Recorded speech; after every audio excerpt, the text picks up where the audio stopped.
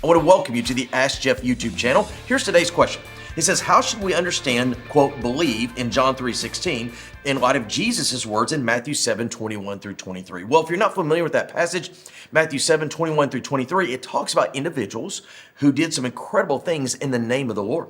They prophesied in the name of the Lord. They delivered people from demons in the name of the Lord. Yet, however, we discover that in that context, the quote, door to heaven is shut and they're not allowed into eternity in what we know commonly as heaven because, quote, Jesus never knew them. It's a great question. So allow me to address this on two levels. Number one, Matthew chapter 7:21 through 23 is in the context of the Sermon on the Mount.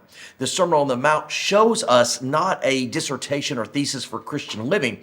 It shows us an explanation of our desperate need for Jesus. In chapter 5 of Matthew, it's all the ways that we sin against each other. In chapter 6, it's all the ways we directly sin against God.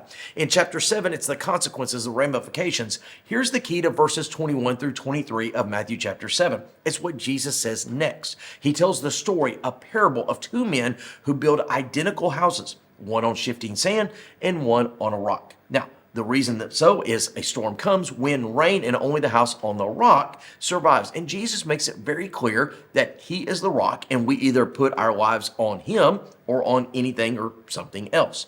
The reason that's important is I think the totality of Matthew 7 is about it has to be built on Jesus, not just deeds, works. And it said they did so in his name, yet he said he never knew them. Now, there's a very famous story in the book of Acts where the demons are delivered and he says, Paul I know and Apollos I know, but I don't know who this guy is.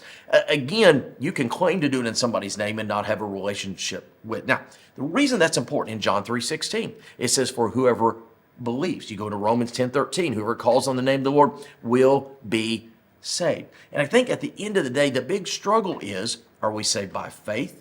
Or are we saved by deeds and works? And in Matthew 7, they never claimed to have faith in the Lord. They never claimed to believe in him.